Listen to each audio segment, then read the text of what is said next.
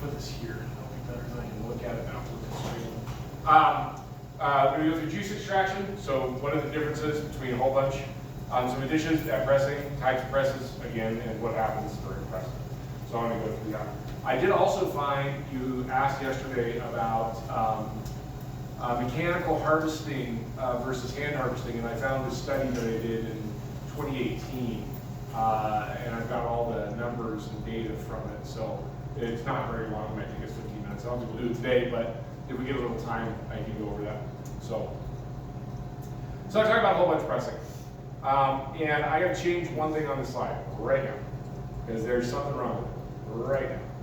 Right there, that needs to come down. Best considerations? Yeah, a whole bunch of pressing.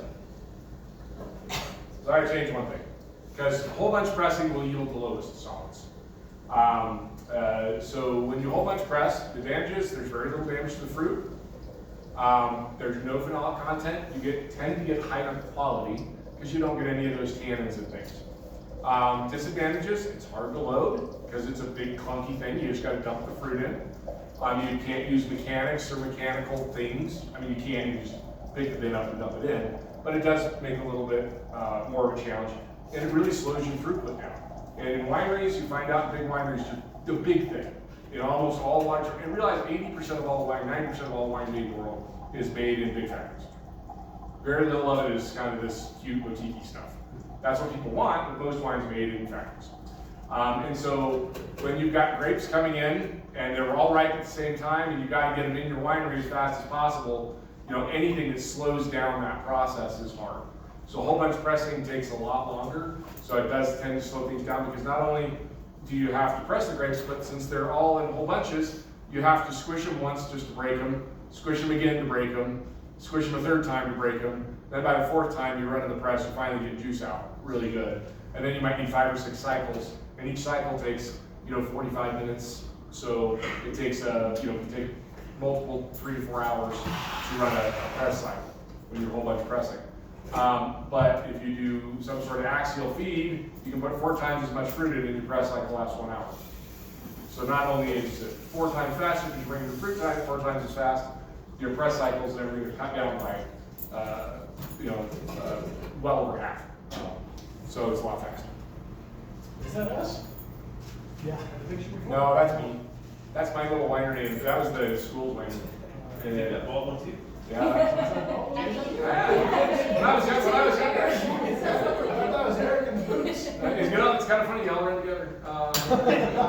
It's interesting. I think I love about my class is like every class I've ever had, it's like super diverse. You've got like so many different backgrounds.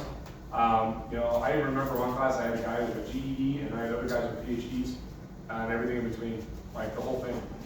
One guy walked here from Honduras when he was like 12. And he was the first person in his family that really like any education at all. And then I had a guy that he was the guy that patented the mRNA vaccines.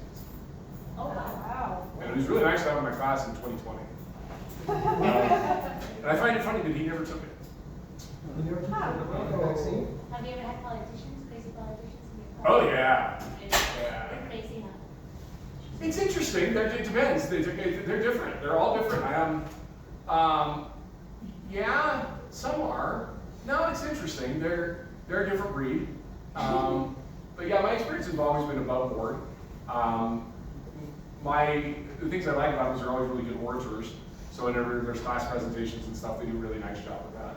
But I've had both. I had one lady that was like so like straight up Marx and Engels communist, like hardcore lefty, and it was really funny because she owned like 1 million square feet of real estate, and I'm like, interesting. That's a good belief system. And then I had another guy who's a county commissioner who was very right, and it was fun. It's fun. They're all good people. You just got to meet them where they're at, and talk to them, and find out what makes them interesting. So that being said, the woman that she was the most difficult student I ever had in my entire life. She took years off my life. She was great. She just it's a lot of work. Smart people can be that way. They ask a lot of you. She was very smart. She's brilliant woman, but just asked a lot. So distributing and crushing, we go faster. We take the fruit in, we put it through a destimmer and crusher, stems go out, all the fruit goes in, we go a lot quicker. We can also make SO2 ads right on the fly. You can inject it right into the pump right as you're going. Everything goes faster. You can really lower your labor costs by multitudes. As a matter of fact, the biggest press I've ever seen in my life is at Gallo. It's their Livingston facility, and they have the trucks come in, they dump the grapes, they drive around the other side, and everything's a continuous press. So the press doesn't, it's basically a big screw that gets a little tighter and a little tighter, and the juice falls out the bottom and the pomace comes out the other side. The truck picks up the pomace on the way out, and then it drives back to the vineyard, and dumps it in the vineyard, picks up new fruit, and they just drive around in circles all day long. Downsides is it's a little harder on fruit. You're going to crush up those seeds. There's lots of phenolics in seeds. If you saved any of the seeds, you should eat one. We've all eaten them because people that have been here at the Red Wine Camp, I haven't eaten red seeds. But maybe some of those Riesling seeds, it's pretty remarkable how much stuff is in a seed. And then the time is you get a little bit more nutrient in the must. You got a little better fermentation, but you have higher solids content. So you've got more stuff you've got to rack off of, so you just end up creating more work. You know, you do faster throughput on one side, but then you got more work on the other side. So, I don't know. And that says lower perceived quality, and you know, the purists will say that whole bunch pressing is the only way to go. And I am that, and I'm one of the wineries I work for. We basket press all their whites. And I'll show you the basket presses. It is a ton of work. But they charge $65 a bottle for their least expensive white wine. So you have to do all of the things. If you're going to charge that kind of price, you've got to make sure you are doing absolutely everything to make the wine better. I'm talking about skin contact. This is a picture of a gondola in New Zealand where they received the fruit. This is what 25 tons of Sauvignon Blanc out of a fermenter or of a machine pick vineyard looks like. Anyway, skin contact, sometimes it's used no matter what. In most big wineries, if you're picking your fruit, machine picked, you're putting it in a truck, and that truck is going to get trucked 6 hours down the highway, and then sit in a queue until it finally gets to the press after 14 hours, you're going to have some skin contact. So I would say almost all major wines have some level of, large production wines have some level of skin contact. Now, this is something you can choose to do. And there's no real right answer. There's everything from a couple hours of skin contact to orange wine. And orange wine is red wine. It's the same thing. It's just that white grapes are a mutation. They just lack color. It's just a mutation. So they just don't have any color. So good side is, you can get some more tannins in there and structure. And if you want a white wine that's got some grip and really gives you some on the palate, great. If you don't, then that's bad. But you can mitigate tannins if you like. One of the things I think that some orange wines do really nicely is when they have a little bit of residual sugar in them, and you've got the tannin, and you get the roundness and this richness. I think you can get a really cool thing to kind of happen. And as a matter of fact, my favorite Viognier I ever made was done on skins. We did it at Demijohn on skins, a couple of Demijohns on skins, which are big Italian jars. And it stuck with just a little bit of sugar. It stuck with it was like 10 grams of sugar, the ferment stuck. But it just had this richness and roundness and just glorious aromatics that I've never been able to repeat again. Anyway, the main wines that we do skin contact with, there are two primary ones that you might be aware of: Muscat and Gewürztraminer. And Muscat and Gewürztraminer have these compounds we call terpenes. A lot of people that smoke a lot of weed know about terpenes. They like to talk about terpenes. They're similar creatures. Mother Nature's actually not all that creative. A lot of the same stuff is in everything. We really think it's fancy, but really the color red in cabbage is about the same color red in wine, the same color red in raspberries and plums. It's basically the same, but it's just how it presents. But terpenes are that sort of, really describe it. It's a kind of a higher tone, really nice, spicy, perfumey, rosy smell that comes with those particular varieties. So a lot of times they will do skin contact on Gewürztraminer and Muscats to get that nose up a little bit. And also, if you want to make rosé, you don't whole cluster press it, you won't get color. So you might want to leave it a little on skins. And making rosés and getting color, nail on a rosé is one of the hardest things it's one of the hardest things in wine, is getting rosé colors dialed perfect. It's really tough. And most people that do rosés, like commercially, they have coloring. They make a white wine and they add color to it. You can buy red grape color and powder for them and put it back in. It's a dirty trick. I'm trying to make mine naturally. And our rosé isn't naturally rosé.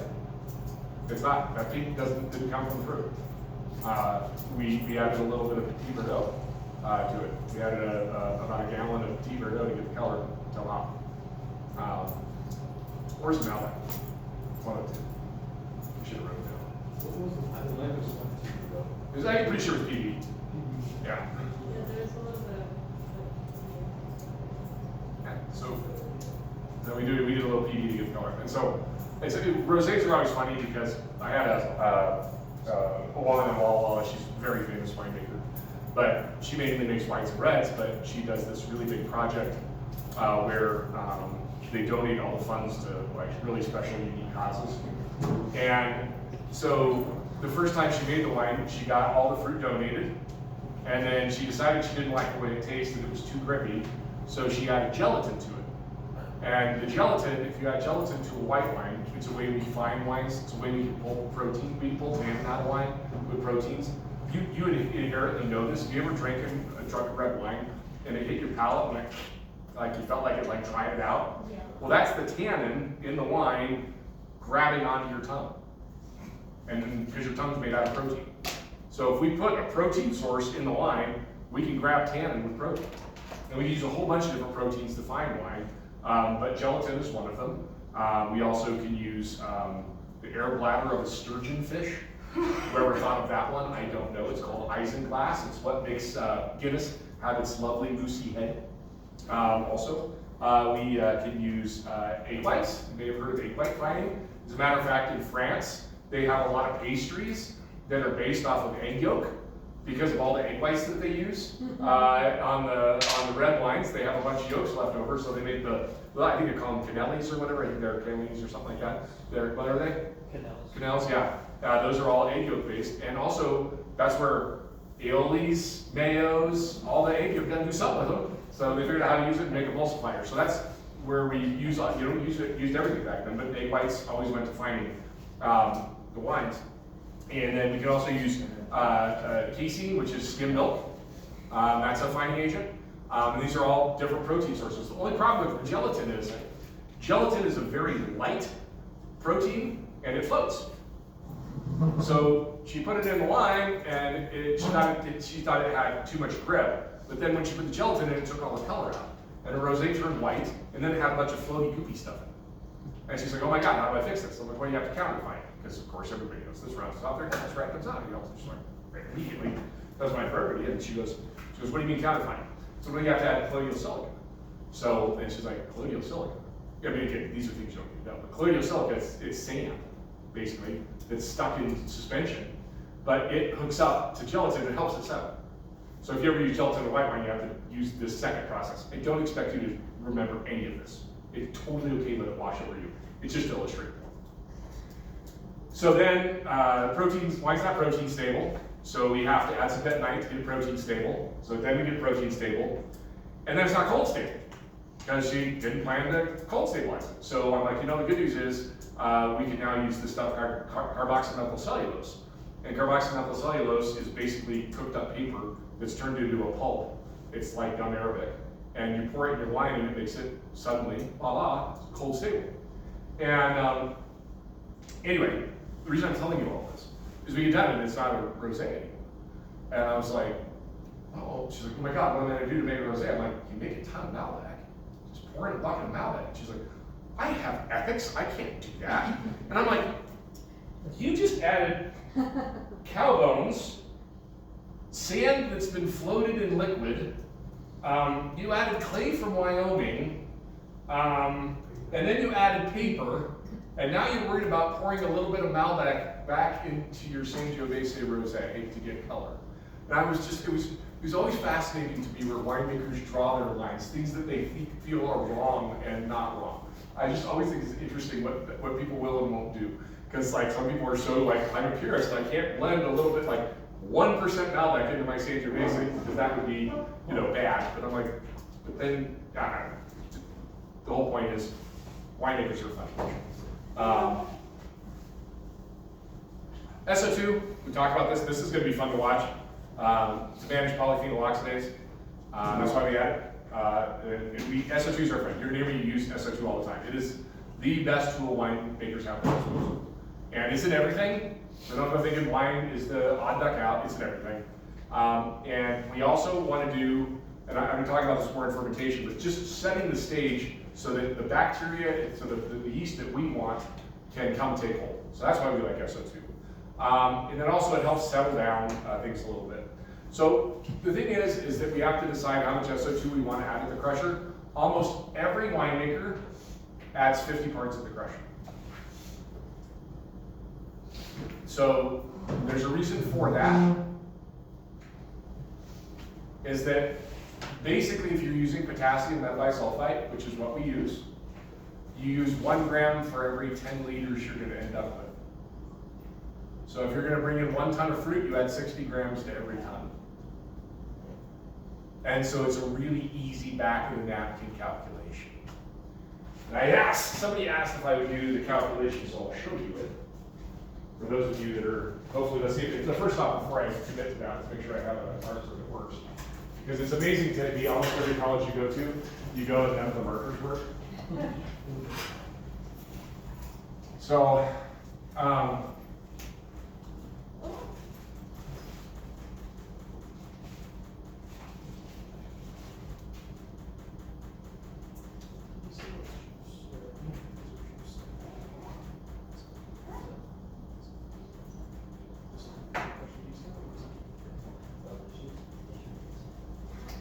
So this is how you're supposed to say it, potassium metabisulfite. This is how a chemist would say it, and this is how us lazy asses say it in the cellar.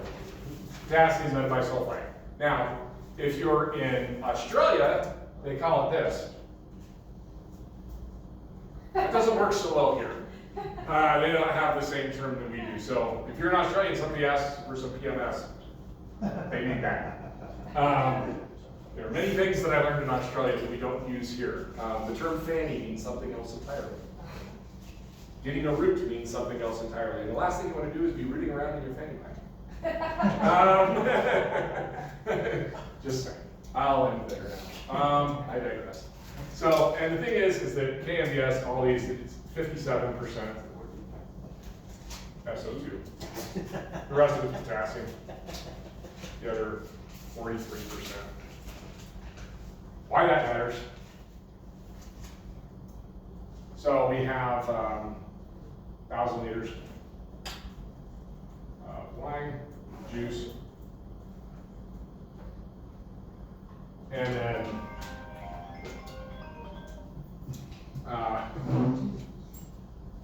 then how much, we multiply it by how much we want to add. So what do you say, 50 part add? Right, 50 part. Now realize, I'm going to give you one more thing too. We say parts per million very frequently in America, because it's kind of the norm here. Parts per million and milligrams per liter are the same thing. So ppm equal to milligrams per liter. So that's parts per million. 1,000 liters of juice, so I'm just going to make this in L's, so I'll make it nice and easy.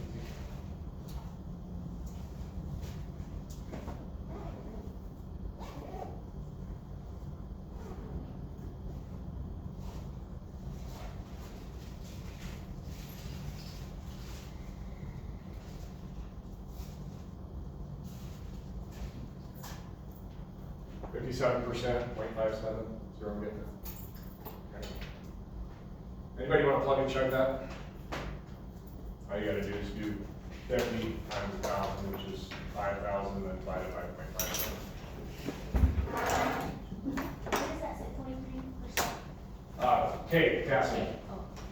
50,000 divided by 0.57? 87,719.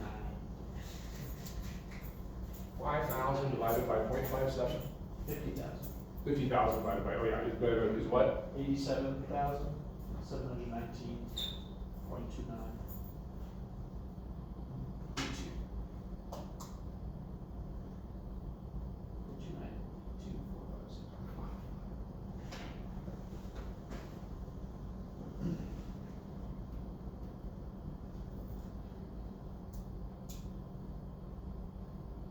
Do it again for me. I got the same thing. I got 100 grams of SO2, 2,000 liters.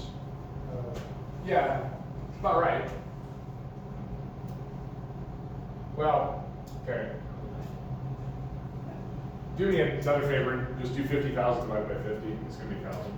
No, so anyway, well, this is fine. This works fine. It's okay. Yeah. It's fine. Leave it alone. So, so if we start scratching things off, so we want to scratch off our liters because that goes away. Liters go away. We get milligrams left, and then milligrams for liter SO2. Those two cancel, and milligrams of KMBS, which is 87,000 milligrams. So we're going to turn that into grams. So anyway, it's 87.19 grams to do 50 part that. Well, no, it's all right. It'll make sense in a second. So 87. So we'll just round to 88 grams. Okay. There's a problem with potassium bisulfite. It's about as stable as nothing. As soon as you open the bag, it loses efficacy really quick. Probably within a week or two, you've lost 20% of the efficacy of the SO2. So generally, even though it's chemically 57%, it's probably 50%. And reality is, we're bucket chemistry on the way in. It's bucket chemistry, because you don't know exactly how much tonnage you have. You're close. You don't know exactly what your juice yield is going to be. But at the end of the day, if you guessed 100 grams and you shot over a little bit, most of it won't be there when you get done pressing. If you have 50 parts at the press, you'll probably have less than 20 when you bring it in. The Riesling juice that we had, they added, according to the tag, it had 30 parts added to it. We had none when we thought it. It disappears during crushing. It hooks up with all the stuff and falls out. So it's not unusual for us to add a fair amount more. Justice was asking me earlier, because we were watching that video where you do the distillation SO2. Yeah. And he was like, well, because it's never 57 grams, so it's put 60%. Like, so if they know that, why don't they adjust it right away? So before fermentation, we don't care. And I'm going to do SO2 management as a lecture, but while it's in juice form, we do not care really that much at all, because the second fermentation starts, all the free sulfur is gone. It's gone. It's gone. Like as soon as yeast wake up, they just bind on it. It's gone. So we don't really care about it in juice. Like we care that we want to put some there to stop bacteria and inhibit stuff. We're just kind of there to like keep the background noise down. That's what it's for. In wine, we get really precise really quick. So when we start pulling red wine samples, we're going to get those numbers spot on. And we want those numbers to be within 2 to 3 parts. And that machine that we do the sulfur still, I can get it that accurate. And we will be that accurate when we add it back up. But for crush, it's ham-fisted. You got pretty clean fruit, probably 50 parts, 30 to 50 parts. If your fruit looks like crap and there's got a bunch of bird damage, don't be afraid to throw 100 parts at it. If it's a white wine, red wines maybe not, but white wines just get after it. Because if you've got a bunch of bird damage and rot and mold and everything else, you got all these bacteria and everything around, you want to get that knocked back, and sulfur's our tool for that. So, depending on the wine, you can add somewhere between 30 and 100 parts. Some people don't add any, and I see a lot of problems when that happens. Because whatever's there, it goes. And I want to admit too, personally, I got bit. I started getting pretty cocky. I was getting really good at making wine. Our numbers are coming in really good, everything's working out, we're clean, everything's fine.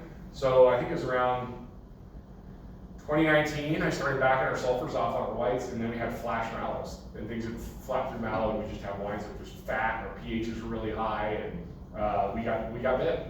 So, I mean, if you're willing to take the risk, go ahead, but most wines use little judicious amounts of sulfur. And realize, we're talking parts per million. I mean, cookie dough is 500 parts per million. Oh, grape juice, this kills me. Grape juice. Like, go down and buy Western Family grape juice at the grocery store, it's like 500 to 700 parts. It's over the legal limit of what we can put in wine, but they don't have a label. Isn't that nuts? Sorry, things that bug me. You said the KMBS, it loses 20%? It's not consistent, but it loses. So I can tell you one thing. So it loses some percentage pretty quickly. As soon as you open that bag, it's the quality of that is diminishing. And within a year, it's probably less than half of what it started out as. You can test it. You can run mix up a batch and run a little sulfur to see how good it still is. But I just tell people to buy it fresh because it costs $5 for a bag. It's so cheap. Why would you bother risking all your wine for $5 on a bag of something? Just buy a new bag. But the one thing that I can really consistently tell you, I walk into a lot of wineries that have problems, and they've got oxidized wines. They're telling me they can't get their sulfurs up, and I'm like, show me the big bag. And they'll be like, what? I'm like, show me the big bag. And they'll invariably have a 50-pound bag of sulfur dioxide that they bought 20 years ago. That all they're doing at that point in time is dumping potassium in the wine. And now I want to add one more complexing fact to this because I already haven't added enough. That remember, 43% of that is potassium. Potassium buffers wine. It gives us problems. So in areas that have high potassium, you can buy or make your own 6% solution that doesn't have potassium in it, and then you won't be adding to that buffering problem. That's a bigger picture thing for later on. Just let it wash it. So anyway, some other things we can do at the press, we can use cellulase enzymes. They're enzymes that break cellulase breaks down the cells of the grape berry. So you can do that to get more extract. You can use ascorbic acid. And ascorbic acid is vitamin C. And vitamin C is a very powerful antioxidant. It's also good for you. I'm a big fan of using ascorbic acid in wine. And I also need to change another thing in this lecture that's a little dated, because this, as of 2 years ago, is not true. We've done the research, and it looks like ascorbic acid is just generally good. Ascorbic acid, vitamin C, you can use it. You can add it to your juice on the front end on a white wine, and it really freshens the wine up. It actually freshens the wine up too if you've got a wine that's a little rough around the edges, a little oxidized. A little vitamin C goes a long way. It really brightens the wine up. And we'll see here in a minute how good that ascorbic acid is doing on our stinky rosé here. So vitamin C is good. And we don't add a lot of that. Usually the add for ascorbic acid is between 0.1 grams per liter and about 0.25 grams per liter. Not very much. And the great thing about ascorbic acid, if it ends up in the wine, it's healthy for your clients. They all get a little dose of vitamin C. Yay. All right, let's talk about some presses. This was my first press. That is actually a picture of the first wine press we had at the Donahue household. Also doubled as our spaghetti colander. For red wines, we would just go out and scoop the cap out of the thing, and I'd just stand there and press it. And so realistically, a press is just that, it's a screen. It's a way of getting the juice off. There's a million different kinds, so let's go through some old school ones. Basket presses. The upside is they're the best. They are absolutely, for high quality wine, red and white, they're the best. There's nothing better because you don't, in every other type of press, you end up rolling and grinding the fruit. In a basket press, you never do. It's just direct action, straight down, pure clean juice. You won't get as much pH shift. You won't get nearly the phenolic pickup. The only problem is your yields suck. You're going to cut down 25% probably on yields, about as good as you're ever going to get it. It's really oxidative, so forget trying to do a really nice Sauvignon Blanc in a basket press. But for making traditional method sparkling wine, the highest end houses all use basket presses. They call them mark presses. They hold about, I think it's 4 tons. And they're really wide and flat. And they press them and then they go drink a little wine, have some salami, eat some cheese, and come back, shovel the grapes back up and press it again. How much is that basket price? Depends on the type. The one I have was about 80,000. I have a Carlson and Associates. This is my, let's see,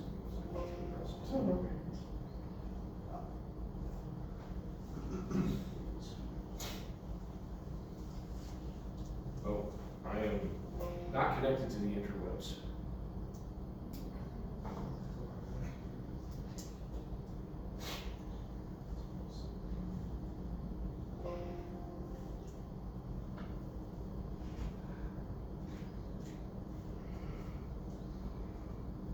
Come on.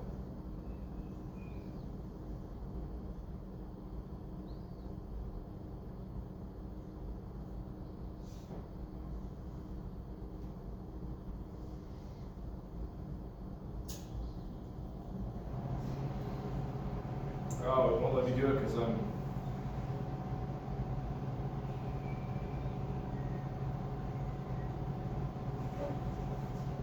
don't want to. We'll do it just there. Yeah, it won't let me do it because I'm connected. Sorry. Anyways, that one is old. You can probably get that for 30. But basket presses range in price. Small Morries you can have that hold about 500 pounds, or like 10 grand. For really nice 1 ton, you're looking at 70 to 80 for a Booker.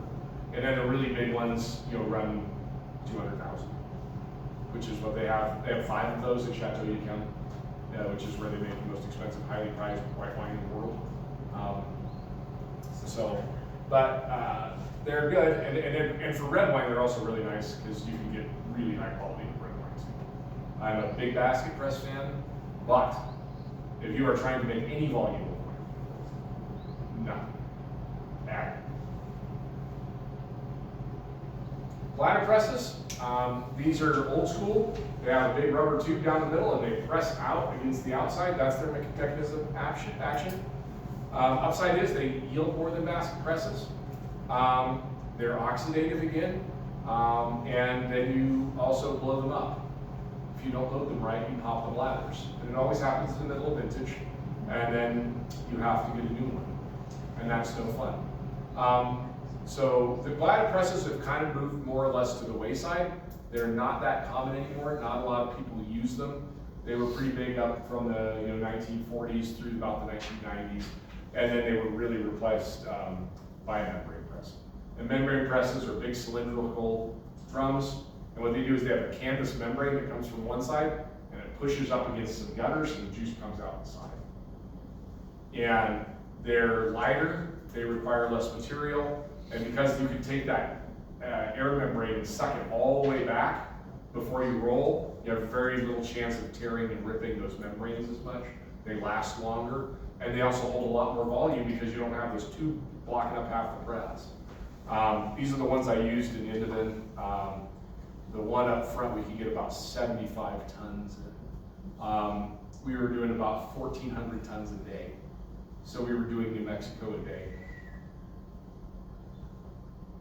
So that's a different scale. If you ever get a chance to work at a big F-off winery, you should. And if you're under 35 and you ever get a chance to sign up and go work in Australia, you should, because they pay really well. How much did they pay? When I was there, this would be almost 20 years ago. I made 24 an hour, but I think it's probably north of 35 now. And then what's interesting about Australia is they've got really robust labor laws. So what they do is they'll still work you to the bone. But I promise you an American work ethic will vary just about any Australian in about 6 seconds. You get overtime after you go after 8 hours. So after 8 hours, you go to time and a half, and after 12 hours, you go to double time. If you work on the weekends, you're automatically at time and a half, no matter what, just by showing up on the weekends. And and again, this is going back a number of years, but working at Visions there, so you work for about 6 to 8 weeks, you make between 30 and 40K. Is it like a program? That was back then. I'm sure it's worn out. Yeah, it's called Working Holiday Visa. And then you just kind of rock up and go find a joint. That's what you have to be under 35. Yeah, that's kind of the way it goes. Yeah. It was 30, it was cut off as 30 and I was 31. It sucked. And it's just like, what, 3 months? A working holiday visa gets you 1 year to work anywhere you want in Australia. Okay. So a lot of people go do a vintage and then they bounce around doing other odd jobs, doing bartending, whatever else. Here's some cheap. You get picked up. Yeah. You know what they say in New Zealand? You know that joke? Yeah. Let's leave that alone. I ain't sharing this with them. Anyway, and Australians and Kiwis hate each other. It's hilarious. There's a lot of good jokes. The first time I ever had an Australian Kiwi interaction in front of me, I mean, I thought I was going to break into a fight. I didn't realize that's just how awful they are to each other.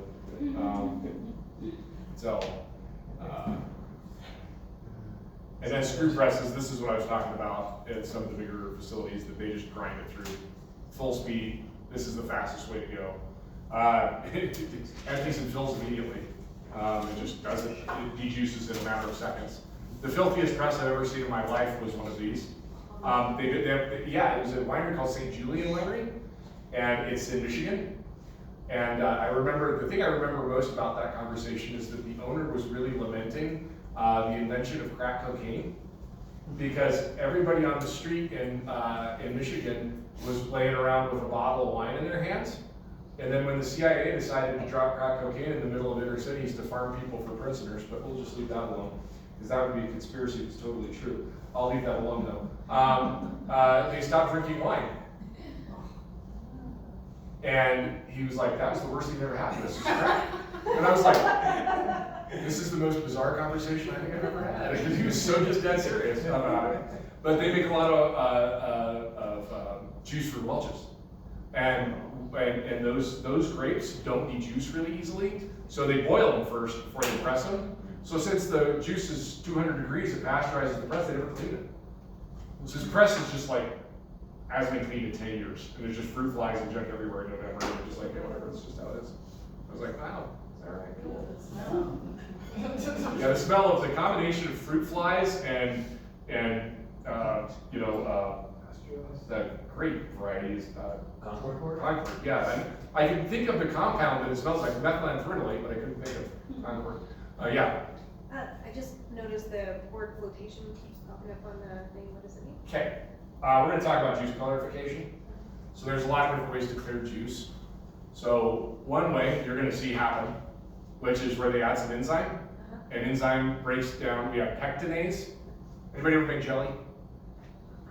What do you put in jelly? Pectin. What do you think pectinase breaks down? Pectin. You put pectinase in a jar of jelly, it'll turn it back to juice. It breaks it down. So in grape juice, there's a lot of pectin. And when we add this, it thins the juice, and when the juice gets thin, everything falls out. So that's one way to clarify juice. As a matter of fact, I'll be interested to see if any of the juices we added to are starting to kind of clear up by the end of the class. Then, so with it falling out, so with the word flotation, so with this question, so is that how it's like measured? now, so one thing we do is, and when we do that, we just put the wine in the tank, turn on a chiller, add the enzyme, walk away. 48 hours later, all the junk's at the bottom, and we rack off. The only problem with that is that it's 48 hours later, and if you're turning tanks, 48 hours is an eternity. If you've got to fill in empty tanks like now, that's an eternity.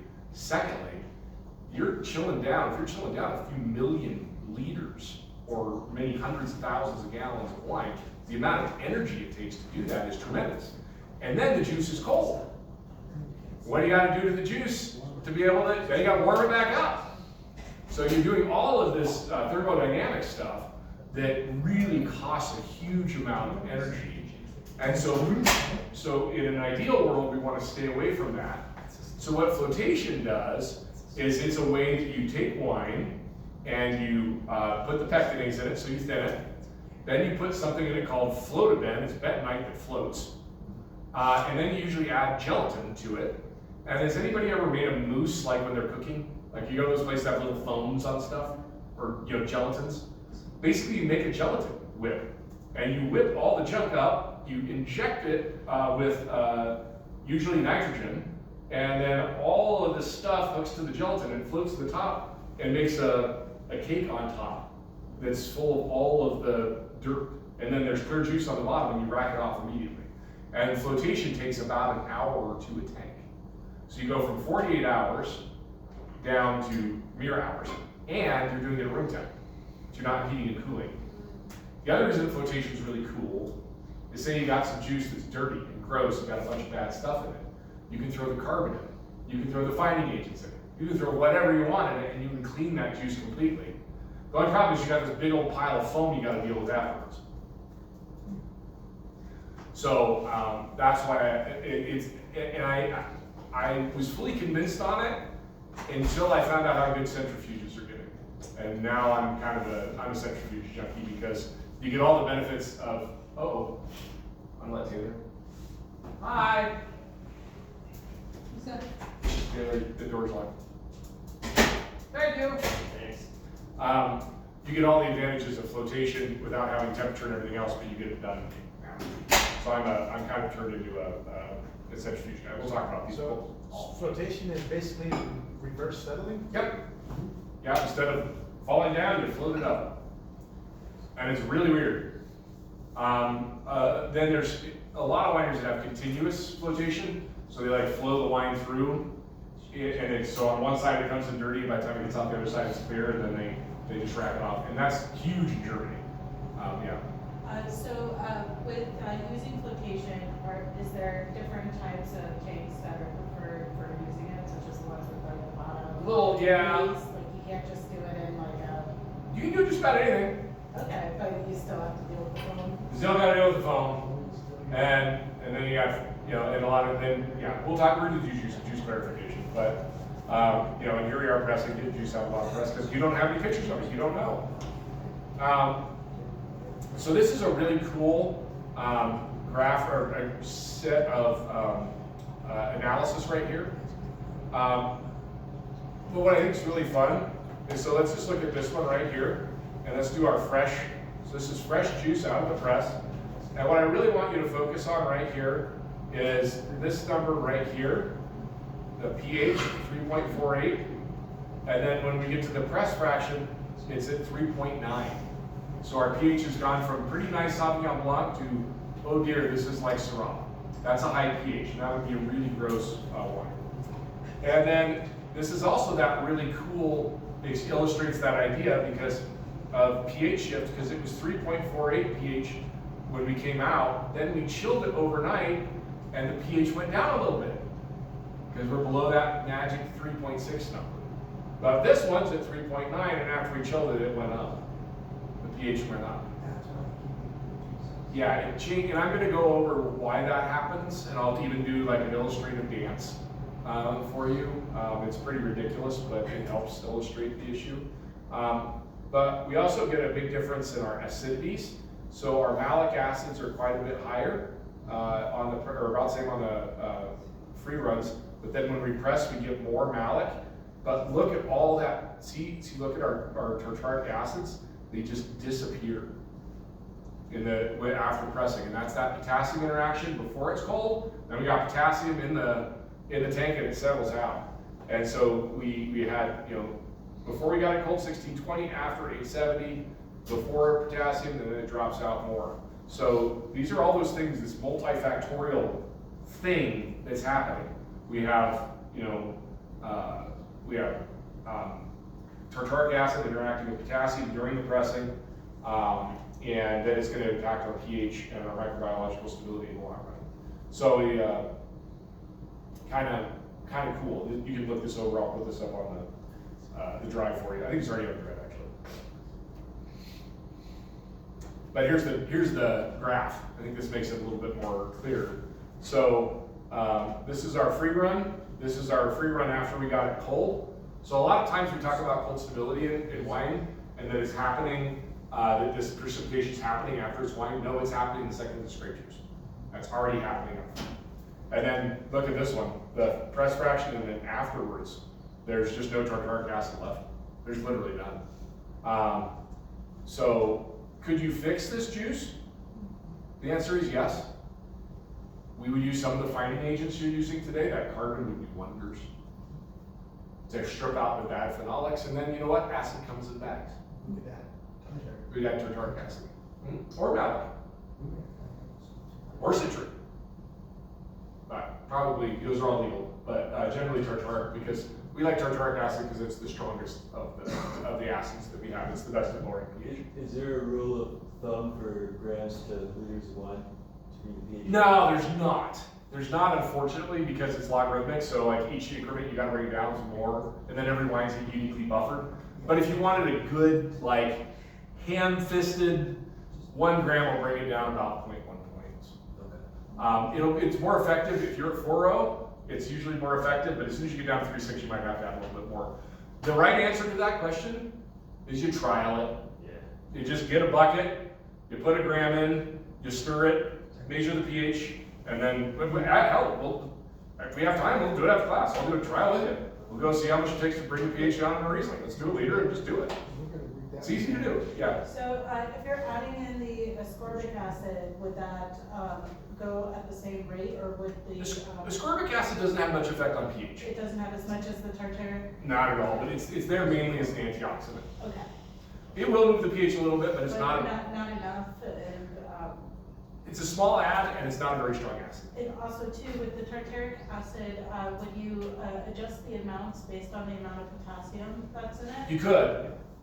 Yeah, you could. And a lot of times we do that. We call it, if we have wine with high potassium, we add a lot of tartaric. We call it sacrificial tartaric because we're sacrificing it to take the potassium out. So that's not an unusual practice. I found in my career, these are some isms, though these are things I can't back up with anything other than anecdotes. But I found that if you add acid later, it's always really apparent. Like you can tell that you added acid, it kind of sticks out like a sore thumb. Yeah. But if you add it before fermentation, it seems to integrate a lot better. I think there's some magic that happens, like when you're simmering a stew, or just slow cooking something to get all the flavors that marry together. Something magic happens during fermentation that just knits everything up. So in my career, I used to be really afraid to add too much acid, that I was going to over-acidify something. But now I'm not. Because what happens is if you over-acidify, you can always take acid out later, but when you take it out, it doesn't have the same deleterious effect on flavor. So I'm all about getting my pH down, getting the wine safe, getting it happy, and then if I want to bring that pH up before I bottle it, I can get the wine nice and cold, I can add a little potassium bicarbonate to it, bring the pH up, I can dial it in just where I want it, and then my wine's safe, because if my pH is high, I'm risking all these problems with other microbes. But if my pH is nice and low, I can age it forever, and this is actually becoming almost the standard winemaking technique in a lot of places. Just get the pH down, age it, get all the good flavors into it, and then if you want to bring the pH up later on, go ahead. But that way you just keep it nice and safe. Yeah. Just with the way you described that, would you consider the acid add to be something that's more of a primary flavor? So that way if it goes in with primary and it develops into... Well, partially, the most powerful flavorant in wine, and when we do acids in water, you're gonna have your mind blown. Because we're gonna do acid in water next week. I got all the acids coming. I got weird ones too. Yeah, you've never tasted succinic acid. I'm gonna love watching your faces when you do. But the most powerful flavorant in wine is acid. There's nothing that has more power. So it is a flavor, and it has a lot of impact. Yeah, I'm just imagining, just from that description, that since the secondary phenolics are coming from the winemaking process, that if it's added earlier, it's kind of developing more of those secondary. It helps to hold phenolics in solution too. It helps to, and it also impacts the color. Okay. Wait till I'll do this too. When we do it in class, well, you see how different that looks. But we'll go, when we get the red wine out, we're gonna do the Malbec, and I'll take it through the shift, and you will blow your mind at how much your pH has impact on your color spectrum of your wine. And you know this inherently. I'm sorry to derail from white wine to red wine, but you know if you go up and pick a bright red raspberry, like electric red, it's gonna be sour. But you know when it's getting almost that kind of bluish hue, that's because the pH is dropping and it's gonna be sweeter. You know if you go eat a plum that's pink, it's gonna suck. If it's also dark purple, it's gonna be sweet. We know that because things that are acidic are bright red to us. We perceive them that way. Question, Uh-huh. because there's a, I don't know if this is a myth or if it's real, but it's like there, you can only do so much dropping at a time of acidity. Like, you don't go beyond a certain point, you don't go to, Oh, you know what I'm saying? You can't drop it like from 0.42 to 0.38 sure you can. right away. You can't?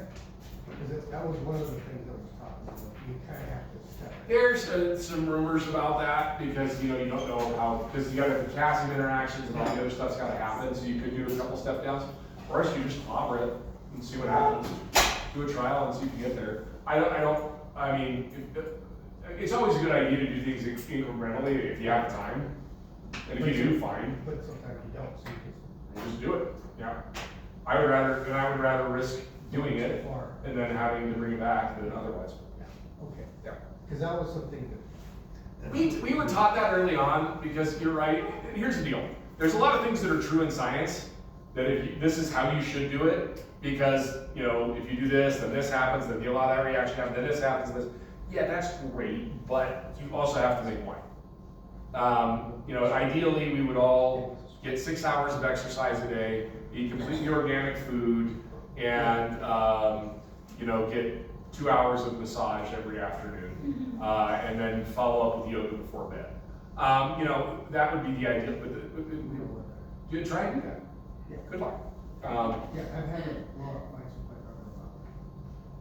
So, I'm not crazy. Nah, No, I no. am crazy, but not like, that works, the way your body's. So then, anyway, this is a good example, and the potassium in the free run and press fraction. And then I made a little video, potassium and tartaric sitting in a tank, K-I-S-S-I-N-G. First comes cold, then they bind together, then comes precipitation to the bottom of the container. Hey, you can tell I wrote that one at a 3-year-old.